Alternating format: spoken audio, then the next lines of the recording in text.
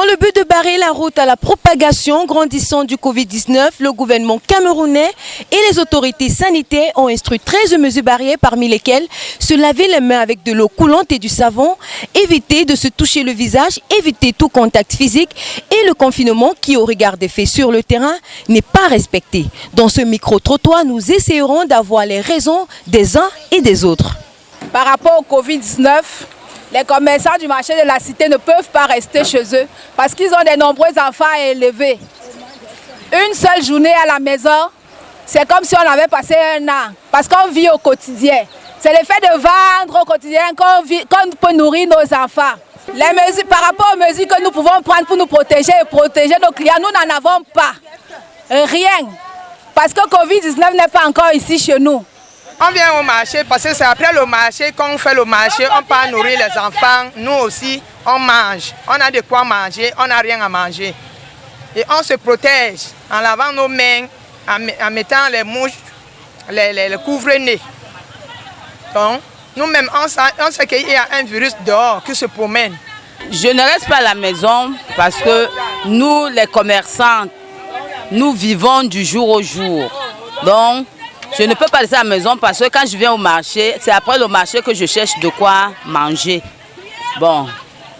Et par rapport au Covid-19, bien sûr, nous sommes là, il nous manque les moyens de protection parce que moi, comme je suis là, c'est quand je sors de chez moi que j'essaie de faire un bain à l'eau chaude et à l'eau javelisée. Et en dehors de ça, je passe toute ma journée comme ça au marché parce que je ne sais plus comment je peux me protéger.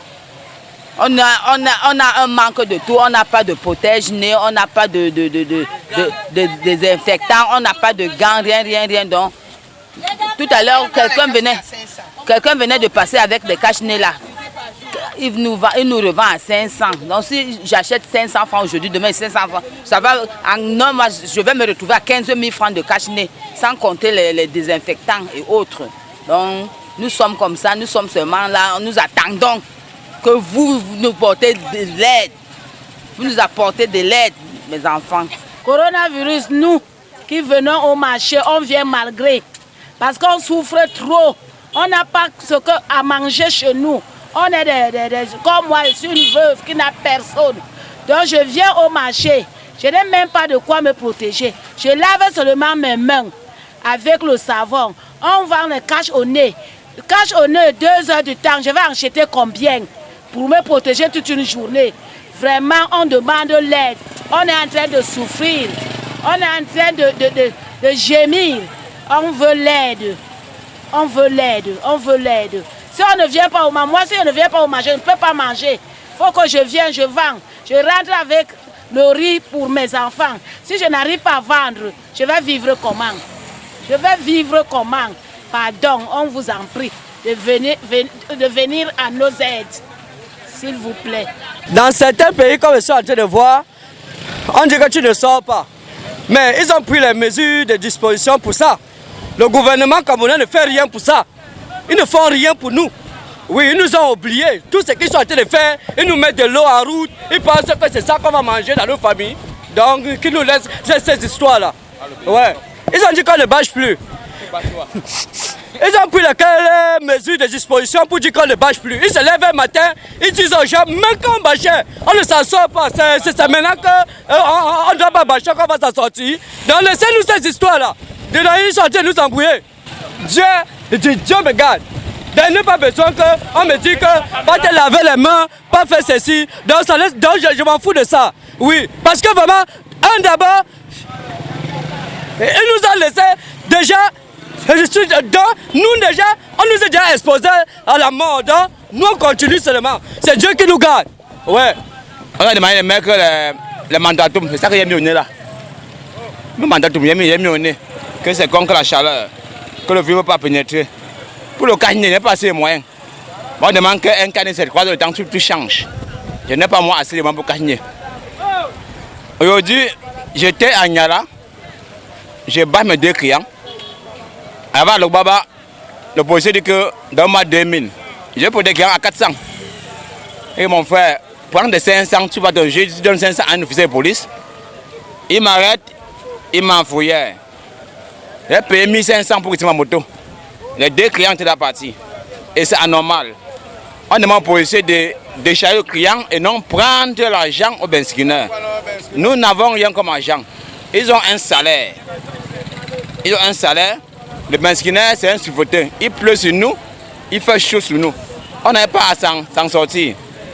Les rumeurs couvrent le carburant. Qu'on a baissé le carburant. S'ils ont baissé, ils vont peut-être enlever 10 francs ou 20 francs. Ça ne joue rien sur la recette du benzineur.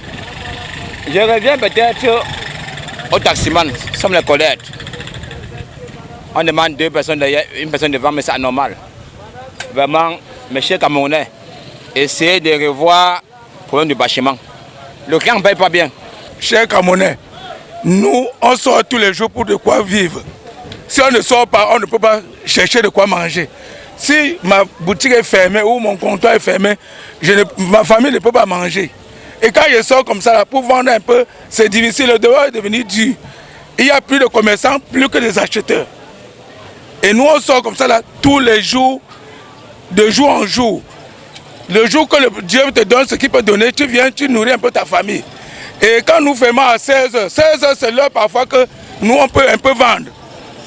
Parfois 16h c'est l'heure que nous on peut vendre.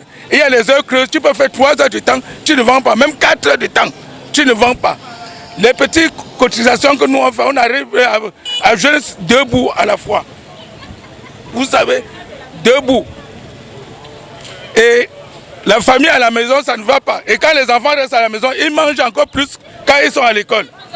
Oui, pour nous protéger, il ne faut que seulement sortir et sortir et laver tes mains avec le savon. Laver les mains à tout moment. Quand le client veut venir chez toi, tu mets de l'eau pour qu'il lave ses mains avec. Si on dit qu'on reste à la maison, on va manger quoi? Nous sommes obligés de sortir chaque matin pour pouvoir chercher de quoi manger. Parce que le dehors est dur. À propos de cette maladie-ci, on ne respire plus. On va faire comment? On dit chaque jour qu'on doit se protéger. Bon, voilà, j'ai même mis les gants. Il manque que le cache-nez. Chaque matin, il sort, il doit laver les mains. Il doit marcher avec le désinfectant dans la poche. Vous voyez? J'ai même le désinfectant. Il y a même un désinfectant. Il doit marcher avec ça chaque jour pour me protéger. Je vends la glace. À chaque fois, on me dit il faut te laver les mains, il faut faire ceci. Donc, j'étais obligé d'acheter un désinfectant pour me désinfecter les mains. Moi, je sors pour chercher de quoi manger parce que je ne peux pas rester à la maison. Si je reste, je n'aurai pas de quoi manger. Et pour payer la location, ce serait difficile. Et aussi les petites cotisations. En plus, je lave mes mains à chaque endroit où je trouve l'eau pour me protéger et protéger aussi les environnements. Pour le bâchement, même comme on n'a pas baissé le prix du carburant, je fais l'effort de ne pas bâcher. Je ne reste pas à la maison parce que ça ne va pas. Si je reste à la maison à ce moment, je ne sais pas comment va vivre ma famille.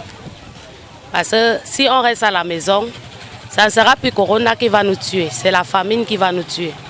Le bas peuple souffre pour le moment. Donc ce qui fait que nous sommes obligés de sortir.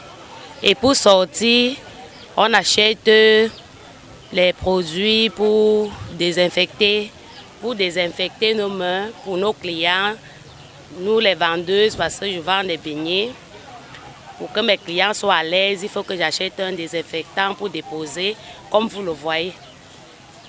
Ils désinfectent leurs mains. Je ne reste pas à la maison parce que si je reste à la maison, je vais manger quoi.